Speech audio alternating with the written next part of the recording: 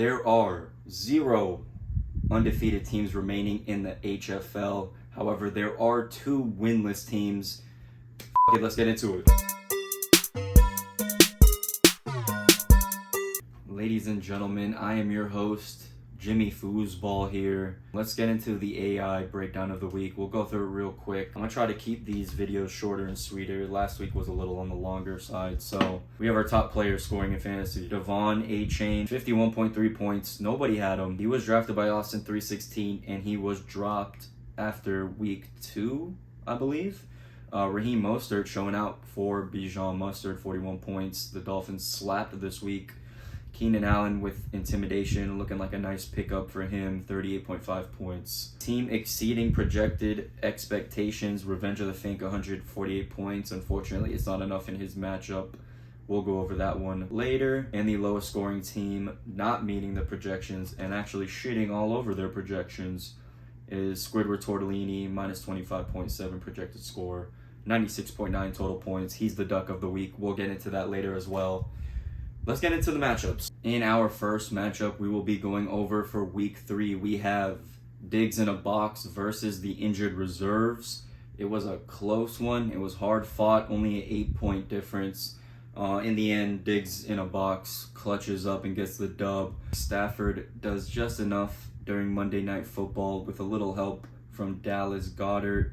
He ends up sneaking by, getting the win on Monday. Unfortunately for injured reserves, his team did not do enough. He falls to 1-2. Diggs in a box, 2-1. In the second matchup we'll be going over today, we have the manager versus Hairline Avengers. The manager, unfortunately, still does not get his first win for the season. He comes up short during Monday Night Football as well, thanks to the heroics of Tutu Atwell, 4 catches, 50 yards, and a touchdown, clutching it up towards the end of the game. The manager went to sleep Monday night with the lead and woke up with the loss. Very unlucky for him. You know, the Buffalo Bills defense drops 31, while on the other side, Hairline Avengers, Denver gets smoked by the Dolphins. You know what I'm saying? -5 over there, but it doesn't matter. He still squeaks out the dub against the manager, who is still looking for his first win of the 2023 season. And our third matchup of the week, the game of the week, Jeff versus Bijan Mustard. Jeff getting the victory by 0.3 points and giving Bijan Mustard, the commish, his first loss of the season. It was a nail biter. It was a heartbreaker. Let's look into the matchup. Justin Fields still not doing what Jeff thought he would do, I imagine. The struggles continue. Bijan Robinson, same thing for him as well. Jerome Ford, Jeff put $100 of fab on him, and it looks to pay off. He gets 2 touchdowns in that one. Devontae Adams, nuclear game. Mike Williams, great game, but unfortunately leaves with the ACL tear. He's gone for the season. We'll see how Jeff handles that situation. Evan Ingram, solid tight end game. Breece Hall, not good. Kenneth Gainwell, we'll do that one last.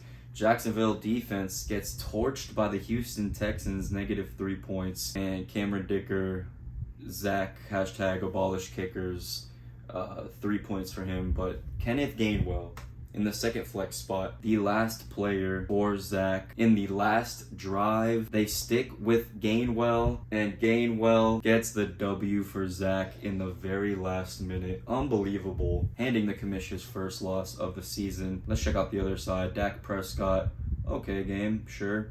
Raheem Mostert, fucking nuclear bomb game. Unheard of game from Mostert, 41.7 points. Joshua Kelly, I said it last week. We're not even going to go over that point again. It's just irrelevant. Justin Jefferson doing what a first overall pick should do with that consistency from him. River Craycraft, interesting pickup for the commish. He is a Dolphin fan. Us Dolphin fans have seen Craycraft. He's nice, man. He gets in the end zone, but, you know, he was expecting a high-scoring game, which it was, but I think Craycraft gets injured. Unlucky for the commish. TJ Hawkinson, nice tight end numbers. Scary Terry, mediocre wide receiver game. Zay Flowers, mediocre. 8 receptions though, that's nice. He's gonna come along nicely towards the end of the season, I feel. Dallas defense loses to the Cardinals. Who saw that one coming? I don't know. The Cowboys kind of lose to the trap games all the time, actually.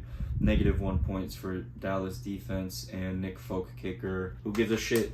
All right, yeah, that was the game of the week. Unbelievable matchup. Oh, my math was wrong. It's 0.4 score difference there. Insane game. No stat corrections. Congratulations, Jeff. Huge game from him. In our 4th matchup we'll go over this week, we have an absolute shootout between Revenge of the Finnk and Mr. Miami. Mr. Miami getting the dub by 6 points, 5 points, something like that. On the Finnk side, you have Kirk Cousins having a monster game. Zach Moss, Amari Cooper. Solid numbers all around here. Darren Waller, 3 for 20. Off game for him. On the other side, Mr. Miami, Tua, fins up. What the fuck? Kenneth Walker, insane game. James Conner, Debo, DeAndre Swift. 2 solid teams just going back and forth, throwing some haymakers at each other. Finnk was trying to get it done Monday night. Mike Evans heroics.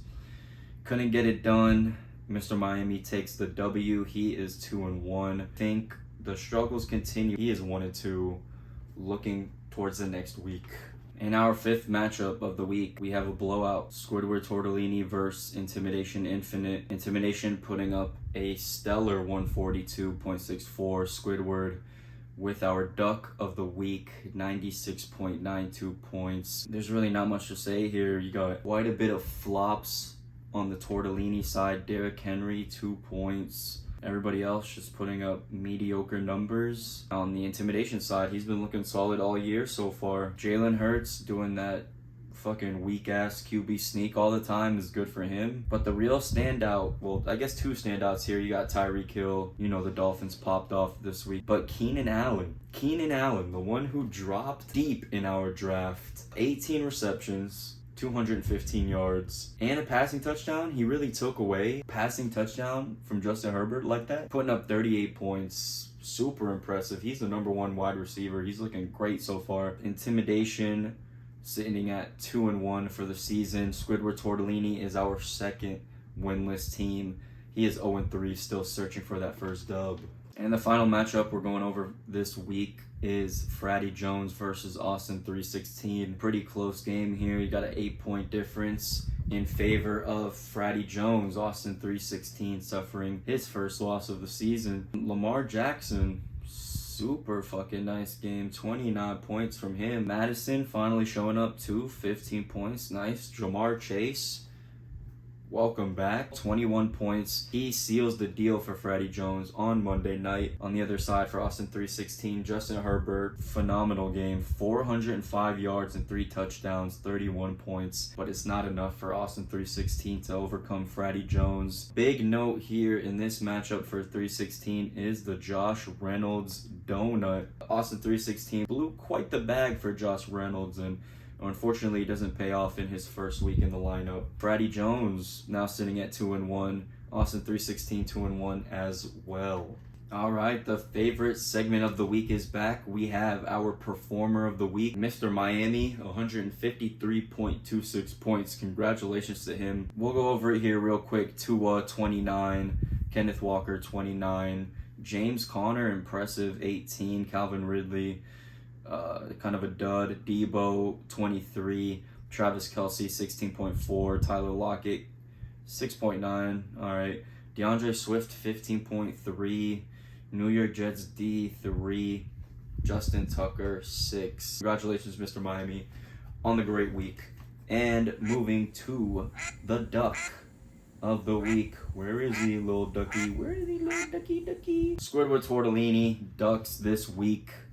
96.92 points, not making the 100-point club. Players' performances here: Jared Goff, 18 points. Derrick Henry, 2 points. We said it, not gonna cut it. Travis Etienne, 15.8. CeeDee Lamb, 8. DJ Moore, 11. Ferguson, 7. Pickens, 9.5.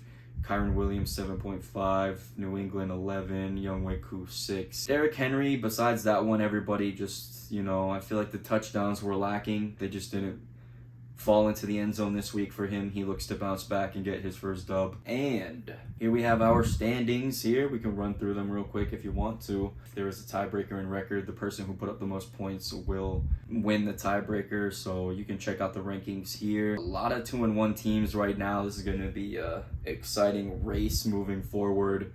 And towards the bottom, you see both Tortellini and the manager 0-3. Yeah, man, that's going to conclude our Week 3 HFL recap. Week 4 is already around the corner. Going to be a big celebration of Football Sunday at Austin 316's house this week. Anybody in the HFL is invited. For anybody else, if you don't know the address, just don't even bother showing up. You're not invited. Sorry. And, yeah. Once again, I am Jimmy Foosball, and I just want to say thanks for watching, guys. Appreciate you.